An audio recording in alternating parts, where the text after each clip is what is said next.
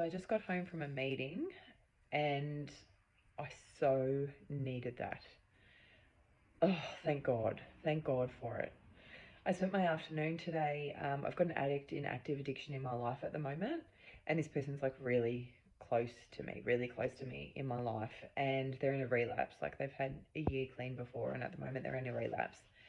And prior to going to the meeting, like I'm so tired. My kids are on school holidays. Like I'm working 100 jobs. I'm trying to build my business. I'm trying to figure out TikTok. I'm trying to do all the things. And I'm trying to do my yoga. And I'm trying to look after myself. I'm trying to cook. And I'm kind of becoming vegetarian. I don't really know much about. Anyway, all the things. But this person just like had this chat about absolute dribble. Like everything they said was nonsense. And like my kid was calling this person was at my house, which is a long story, and I'm safe and all that kind of thing.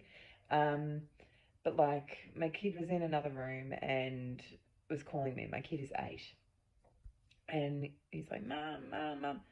This person in active doesn't even hear my kid. Like they can't read the room, but in the meantime, they're telling me how manipulative they're being, how selfish they're being, how deceitful they're being, how they're not using their drug of choice, but they're using a person as like to get the same effect as a drug. Um, they're like just went on and on and on and on, and like they're staring at me with those like eyes, those like eyes that addicts have that just like it pierce your soul, and you're just like, I just want to escape this eye contact. Like it's just too intense and I don't know what you're talking about, and nothing they're saying is actually really making sense, and I'm exhausted and I just can't hold the space for this. And then I went to my meeting. Thank God for it.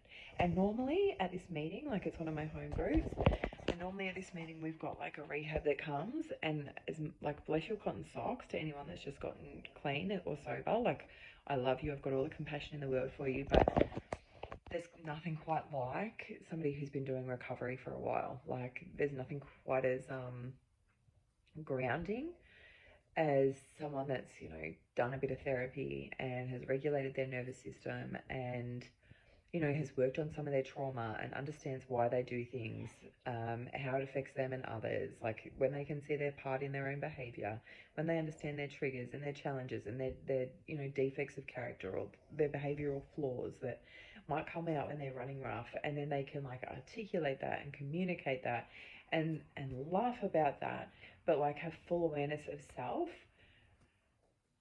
I need that sanity in my life. Like, to me, addicts in recovery are more sane than like normal people that aren't addicts.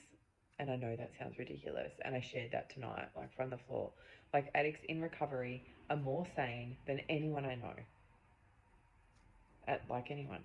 Maybe I don't know that many people. I don't know. But like, they're so sane and they're so grounding. And it's just so.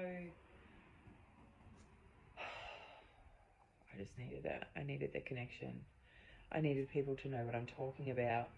I needed to be loved. Like these people are just my friends now. Like I don't necessarily always go to meetings for like recovering because I need to hear the message. I just need to go and like get out of my head and just listen to other people and have a laugh and have a giggle and like go, that nod of the head like, huh, I know what you're talking about. I relate to that.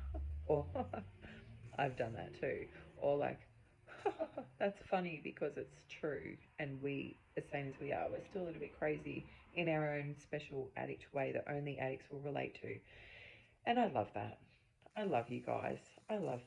If you're in recovery, I love you. If you're an addict and you're still using, I still love you. But man, I hope you get recovery. Like, just keep trying. Just keep trying. That's all I got for tonight. I'm exhausted. Good night.